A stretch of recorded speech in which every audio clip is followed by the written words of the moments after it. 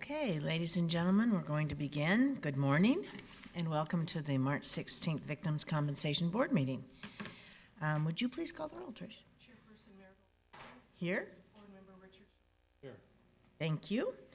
And Member Ramos is absent today, for the record. Please join me in the Pledge of Allegiance. I pledge allegiance To the flag of the United States of America and to the republic for which it stands, one nation, under God, indivisible, with justice for all. Whoops, I got ahead of myself there. Okay, item 1 of the agenda is the approval of the minutes of the February 16th board meeting. Are there any additions or corrections? Okay, and I will second approval.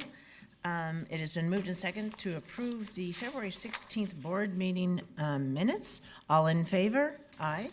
Thank you. The next item on the agenda is the public comment item. This is the opportunity for the public to comment on items that are not on the agenda. If you would like to make a comment at this time, please come forward and state your name for the record. Okay, seeing none.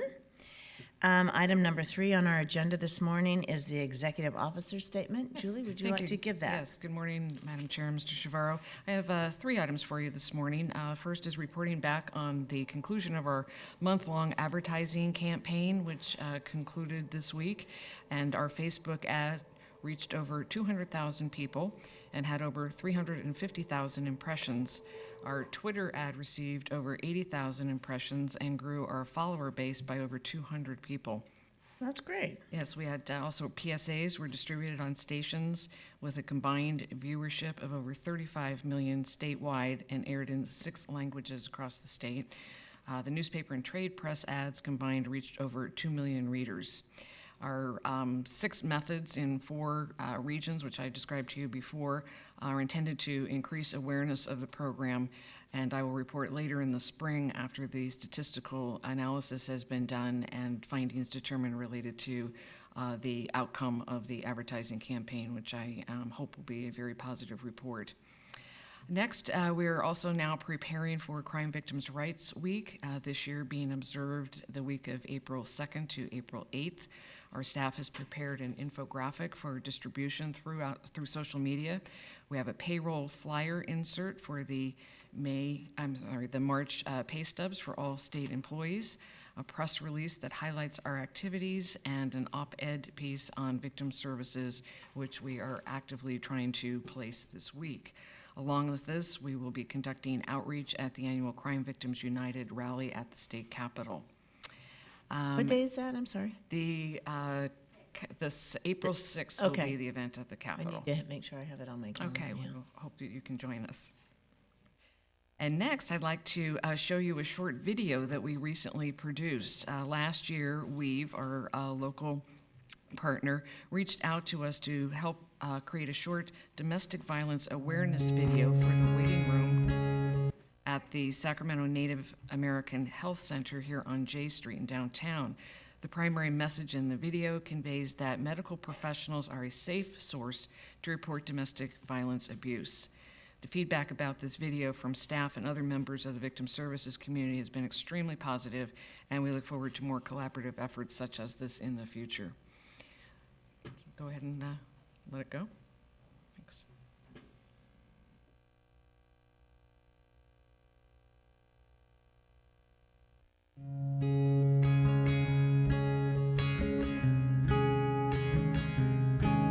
We value our history, our family, and our culture. Healthy relationships are part of our tradition. Violence is not. Let's honor our past, present, and future generations by keeping our families strong and healthy. If there's violence in your home, our healthcare professionals are safe to talk to and can help you and your family. To learn more about the help available, visit weaveinc.org.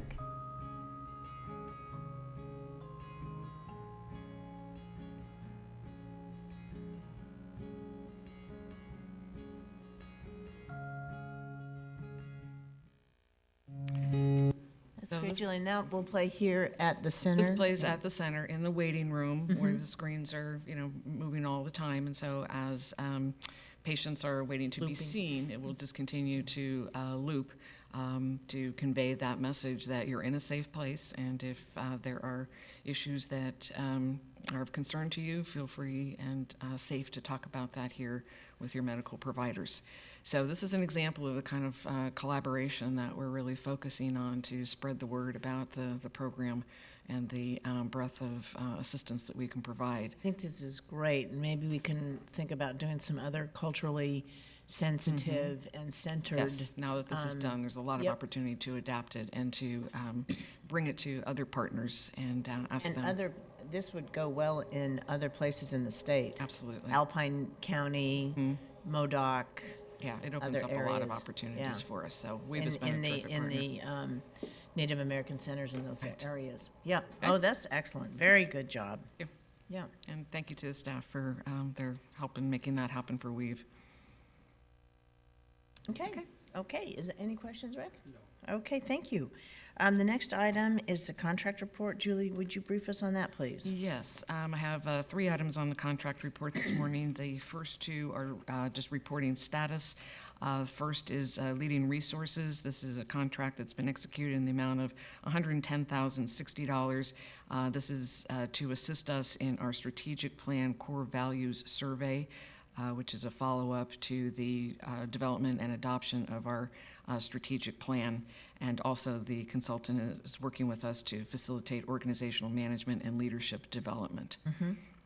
The next contract is for BM Associates in the amount of $145,200.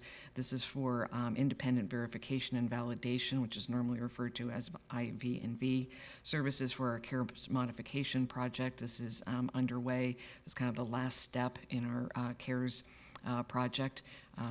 I think I've mentioned to you before, but we are ready to cut over. The date is March 27th. So we are well prepared. All testing has been done, and the IV&V services are here to document and to verify that all the work that was done appropriately and is all traceable and so forth. So that is a very important piece of the CARES project. Yeah, and that would be good to get an update how the IV&V is done with the last of the testing. Right, right. Next month. We're That'll be good. we're very hopeful that all will be going very well. Yeah. And finally, I have a yet-to-be-determined vendor. This is for our online access system that is being funded in part by our Technology Initiative grant from OVC. So there's a little issue of timing in that we want to execute this contract as soon as the vendor is selected through the scoring and interview process. And we'd like to then be able to start this work prior to your next board meeting in April. So I'm respectfully asking your approval to delegate to me your authority to go ahead and award this contract, and then I will report back to you at the April meeting so that we're on record as to who the successful bidder was. Okay. All right. So I That sounds appreciate good. that. So I would request a motion on the first 2 items to acknowledge that I've reported those to you, and then perhaps a second motion to delegate for the approval of the online access system support services contract. Let me see if there's any public comment or question on the contract report. Okay, seeing none. Is there a motion on the approval of the first 2 reported contracts? I will second. It's been moved and seconded to approve the first contracts as just briefed by Julie. All in favor? Aye. And then I will move to give you the delegated authority on the vendor to be determined OVC Technology Initiative grant funding. Is there a second? Second. It's been moved and seconded to give you the delegated authority to move forward on the bidding process. All in favor? Aye? Okay. Thank you. Julie. Good. All right, now moving on to item number 5 is our legislative report. Would you like to brief that too as well, Julie? Actually, Mindy Fox is going to Oh, do Mindy, this for us sorry. right There you are. I was looking down. Sorry, Mindy. Good morning. I got that on. Hi, for the record, I'm Mindy Fox, Chief Deputy Exec Officer at the Victims Comp Board. Glad to see you. I am now fulfilling the role of Wayne, so I will try to highlight briefly some of the bills that we are watching, but not all of them, okay? I'll do the Okay. highlights. The first is Assembly Bill 1061, which is authored by Todd Gloria, and we are providing technical assistance on this bill, and most happy to do so. It's a rerun of 2160 from last year that did not get out of the Assembly Appropriation Committee, so we have higher hopes this year. And it basically provides, if passed, will raise some limits on existing benefits that have been identified in our needs assessment back in 2013-14 by now. Some of our benefits date back those limits to the year 2000, so we need to increase benefit limits on relocation, crime scene cleanup, residential security, some of those. It also would provide new benefits in terms of transportation and childcare and income loss for some that haven't been qualified for such. So it's scheduled for the Assembly Public Safety Committee on Tuesday, and we'll continue to report on progress. And I'll be watching it with my secretary's hat on. Thank you. The next two, I'll kind of do them in combo. Assembly Bill 212 and Senate Bill 534. These are our erroneous conviction claims bills, and we're doing things just a little bit different since government claims left. We will be trying to run bills after those are passed here by your action so that folks get their checks quicker, since we'd had some of those struggles in the Yes. past. Thank you. Okay? This is And very so we're important. keeping an eye on these. The first is referred to Assembly Appropriations Committee, and the second's already been referred to the Senate Approps Committee. And then I do want to highlight Assembly Bill 44, because this is a result of the terrorist acts in San Bernardino back in 2015. And this would streamline and hasten some of the processes around the workers' compensation system due to some of the challenges that have existed there.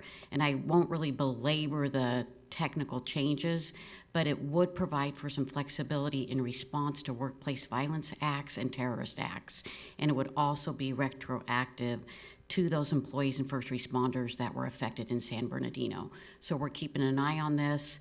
Happy to provide technical assistance if asked. At this stage, we really haven't done much besides highlight it for Cain. Right. And then another kind of big one is Assembly Bill 900 with Assemblywoman Gonzalez Fletcher. This is relative to human trafficking.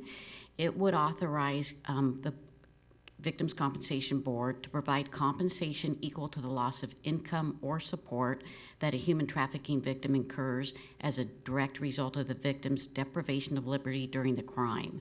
And the bill would require Victim Comp Board to use valuation methodologies regarding restitution for human trafficking victims and to adopt guidelines on or before July 1st, 2018 that will allow us to rely on evidence other than official employment documentation. This would be a big change for us. We're keeping a close eye on it. We provide some technical assistance to the staffer and, again, watching it carefully. And it, too, has been referred to the Assembly Public Safety Committee. Okay. I'll back up to Assembly Bill 502. This is similar to the bill we've provided technical assistance to on in the past 2 years. It would create a pilot program in San Diego to provide compensation to victims of elder or dependent adult financial abuse. Compensation would be limited to $3,000 per person or an aggregate total of $1 million for financial counseling and mental health counseling. This is also on schedule for next Tuesday in the Public Safety The Committee. $1 million aggregate means aggregate of the Total. pilot. Yeah, of the pilot. And again, it's just a pilot in San Diego. It actually hasn't been successful the last 2 years. We'll see what happens. Is that general fund money? No. It's restitution fund? Restitution fund, Okay. yeah. All right. Just wanted to be clear.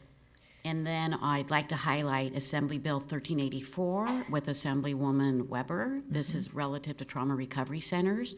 This bill is very similar to Senator Leno's bills of the last 2 years. it would require the board to use the Integrated Trauma Recovery Services model developed by UC San Francisco Trauma Recovery Center. And as we provide grants to TRCs, which we do on an annual basis, you'll see the next round next month. It also requires us to enter into an interagency agreement with a trauma recovery center. It's actually identified as UC San Francisco for the first 2 years, and take out of the $2 million allotment for grants, $500,000 to fund that interagency agreement. So that would be coming out of the restitution fund. Again, keeping a close eye on this. Had a really brief conversation with the Assemblywoman about, in a meet and greet, about 1061 and what we do here. Have not had in-depth conversations about this bill. Is the language in 1384 the same as the previous 2 years? Very, Okay. yes, yeah. Okay. And I think those are the ones I And as wanted I to count, highlight. it looks like we're following about 10 bills Yeah, in that's about right. total, all that are important. Okay, good. Rick, do you have any questions of Mindy? Thank Mindy, you. thank you. Very helpful report. Don't need to make a vote on that, so we are now moving from item 5 to item 6. Item 6 is the Penal Code Section 4900 claim of Rochelle Weston that will be presented by the CalVCB Senior Attorney, Kevin Guang. And would you please come forward, as I see you are? Good morning. And as you sit down and settle, please, for the record, give your name and title. My name is Kevin Huang. I'm an attorney here at the Victim Company. This Tia Coronado from the Attorney General's Office. Rochelle Weston has filed a claim as an erroneous convicted person based on the incident. According to the Sacramento District Attorney's Office, Weston drove to her tax company and asked here Ms. Weston argued with her tax preparer because she was angry about some of the tax. Hang on, Kevin, excuse me. Yeah, why don't you wait till we're seated? And I think Miss Weston and her daughter are here as well.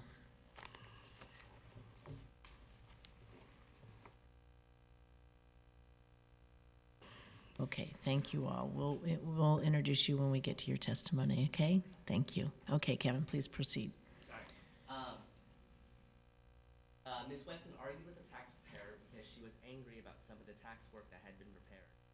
Weston then allegedly struck the victim in the face and continued to hit and kick her on the ground a number of times. Ms. Weston also verbally threatened to kill the victim. Ms. Weston was arrested, and on April 13, 2015, she entered a plea of no contest to battery causing serious bodily injury. She was sentenced to a term of 3 years in state prison. Ms. Weston served her time in prison and was released on January 3, 2016. She subsequently filed her claim with the board on January 14, 2016.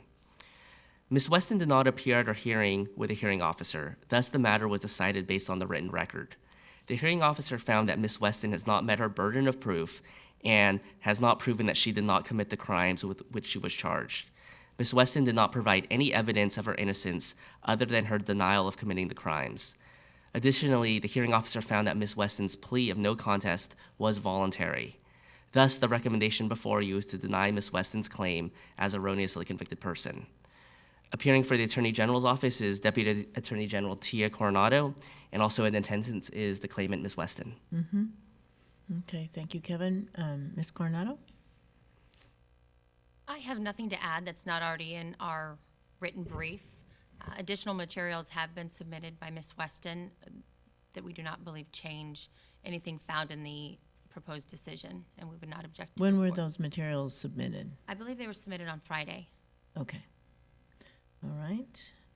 Ms. Weston, would you like to make a statement? And if so, please introduce yourself for the record. My name is Rochelle Weston, and I'm the defendant in this matter. I wanted to add a few things. There's a few errors in the proposed decision. There's statements stating that I was the victim. I assaulted Christian Cruz, beat her, hit her, slapped her, did whatever. But if you look at my discovery and the police report, it clearly states that I didn't touch her, I didn't put my hands on her or anything. when I was rearrested July 30th, 2014, but it wasn't for Cruz, it was for a totally different case. My bail was $300,000 and for assault, with battery, assault, whatever. First it was assault, then it was battery. First, and then it was was convicted, charged with a 245A2 on May 13th, 2014. That I didn't do anything. I didn't have a gun or anything, or I didn't threaten anybody or anything. I was the victim. I'm the one that I never touched anybody. You know what I mean? I was incarcerated for 18 months. I did 18 months. They gave me 3.5. The charges were dismissed before I got to prison. When I got to prison, they had to come back and pick me up because they erroneously sentenced me. So on July 23rd, they brought me back from Chowchilla State Prison to Sacramento County Main Jail, where I continued to serve another like 8 or 9 months. I had already been in there since July 2014. But it wasn't for Cruz. I had bailed out on Cruz, and they rearrested me on a threat, prevented dissuaded attendance of a witness. So they dropped those charges in October 2014, and I stayed incarcerated until January 3rd, 2016. Okay. Ms. Weston, I believe your daughter is here. Would you like to introduce yourself? You might have to move over closer to the mic, excuse me.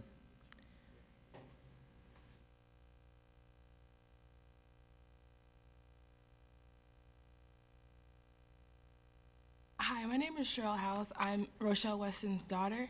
I was also charged in this case. This case can get a little tricky.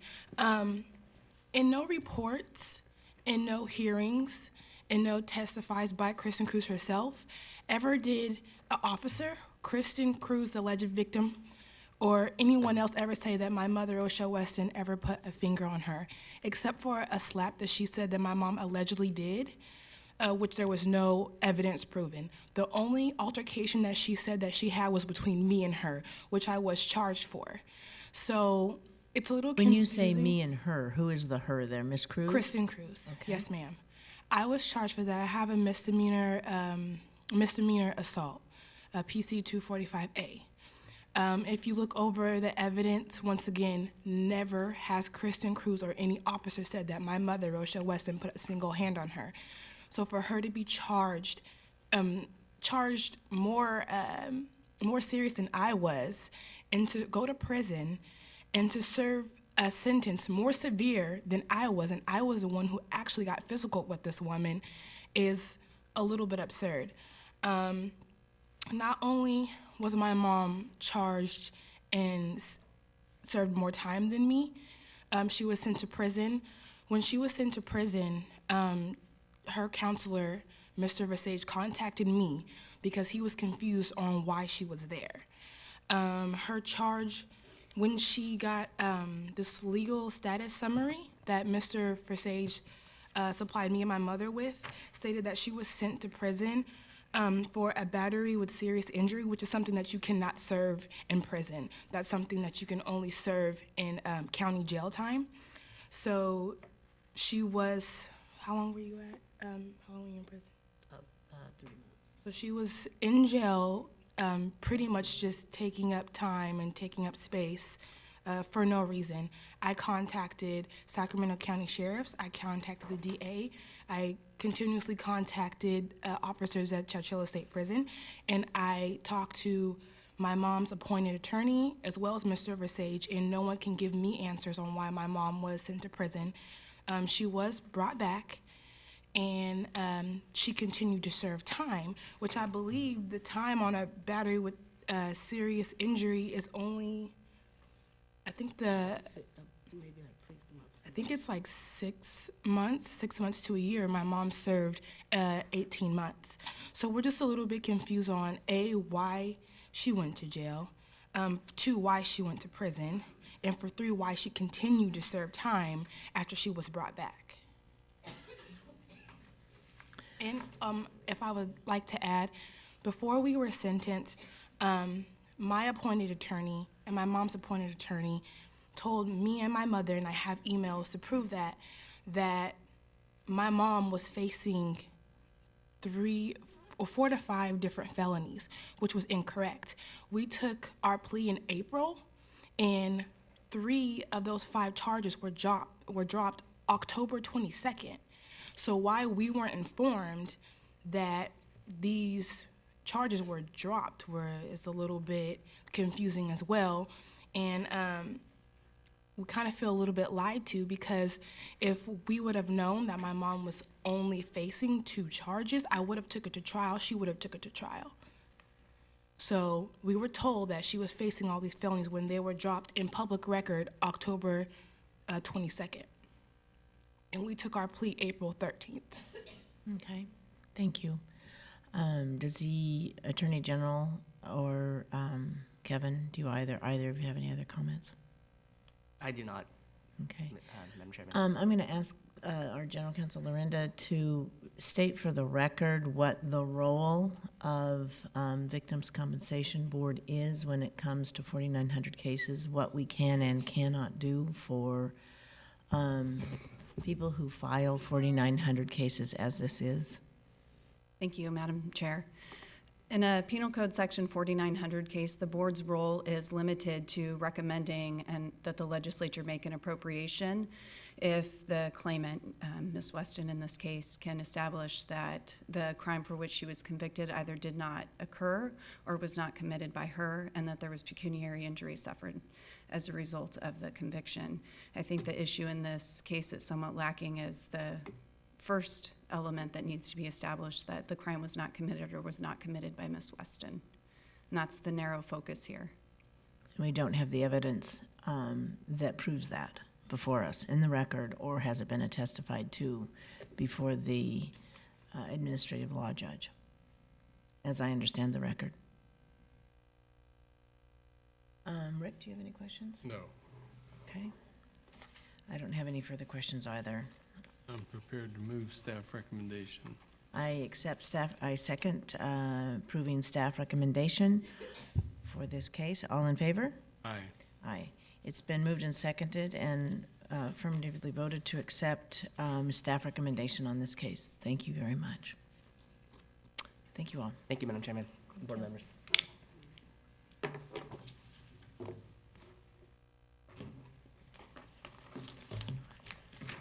Okay, we're now moving on to our closed session. This is where the board will now convene closed session pursuant to Government Code 11126C3 to discuss numbers 1 through 33 of the Victims' Compensation Program.